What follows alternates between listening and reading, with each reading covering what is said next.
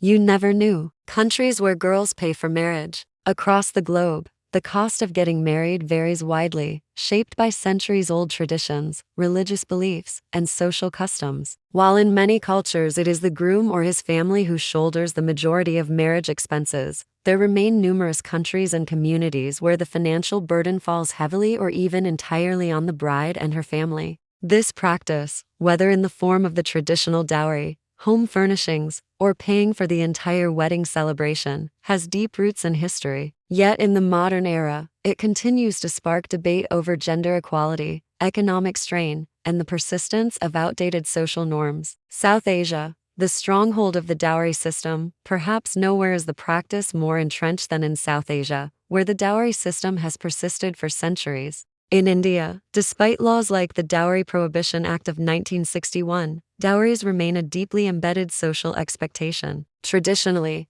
the bride's family provides the groom's family with a package of valuables, often cash, gold jewelry, household items, and even vehicles or land as a condition of marriage. The amounts vary depending on the family's socioeconomic status, the groom's education, and even his job title. A groom with a stable government job or high-paying corporate position often commands a higher dowry. While the practice is officially illegal, enforcement is inconsistent, and social pressure keeps it alive. Similar customs exist in Pakistan, Bangladesh, Nepal, and Sri Lanka. In Pakistan, for example, the bride's family might be expected to provide a lavishly furnished home for the couple, in addition to gold jewelry and wedding expenses. In Bangladesh, furniture, appliances, and expensive gifts are often given to the groom's family, sometimes pushing poorer households into long-term debt. Critics argue that these traditions not only perpetuate gender inequality but also place severe financial stress on the bride's family. In extreme cases, disputes over dowry have led to domestic violence or even dowry deaths, where brides are harmed or killed due to disputes over payment. Middle East and North Africa, shared but bride-heavy costs in many Middle Eastern and North African countries. Islamic marriage laws stipulate a mahr, a mandatory payment from the groom to the bride. However, in certain communities and minority groups, the actual wedding expenses can tilt heavily toward the bride's side. In Egypt, while the groom typically provides the mahr and the marital home, the bride's family often furnishes the home with furniture, appliances, and decor. In some urban settings, the bride's side also covers a significant portion of the wedding ceremony costs. In Jordan, Lebanon, and the Palestinian territories, especially within Christian or tribal communities, the bride's family may finance large wedding receptions or contribute heavily to setting up the couple's household. This expectation can be just as financially demanding as dowry traditions in South Asia. East Africa, furnishing the future. Certain communities in Ethiopia and Eritrea maintain traditions in which the bride's family plays a central role in financing the marriage. Among the Amhara people of Ethiopia, for instance, the groom may provide cattle or cash as part of his obligation, but the bride's family is often responsible for hosting the wedding feast and furnishing the newlywed's home. Similarly, in Eritrea, the bride's relatives sometimes purchase expensive furniture, textiles, and kitchen equipment as part of the marriage arrangement. This not only demonstrates the family's wealth and generosity but also serves as a symbol of the bride's value within the community.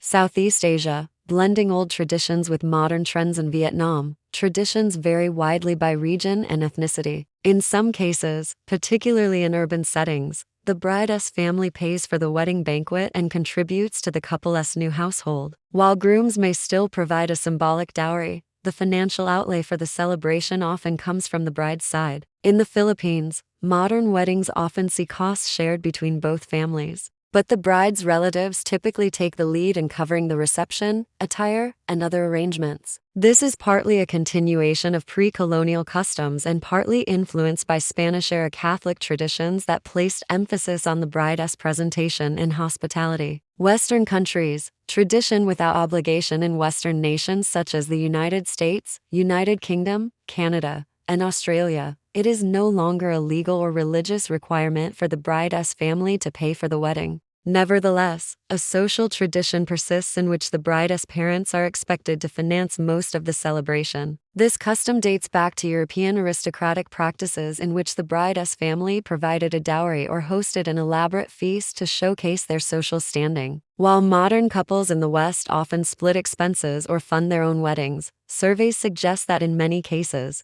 the bride's family still shoulders the majority of the financial responsibility. Economic and social impact. The financial strain of these customs can be significant. In rural India and Bangladesh, it is not uncommon for families to take out large loans or sell property to meet dowry demands. In countries with less extreme expectations, such as the U.S., paying for a wedding can still cost tens of thousands of dollars, leaving parents with substantial debt or drained savings. Socially, these traditions can reinforce outdated gender roles. They suggest that women must pay to secure a husband, while men are viewed as the prize to be won. In conservative societies, failure to meet these financial expectations can delay marriages or lead to a reduced social standing for the bride's family. Changing attitudes in recent years, activists, governments, and younger generations have been pushing back against the idea that the bride's family should bear the bulk of marriage expenses. In India, anti-dowry campaigns are gaining traction through social media, and some couples are choosing to have dowry-free weddings.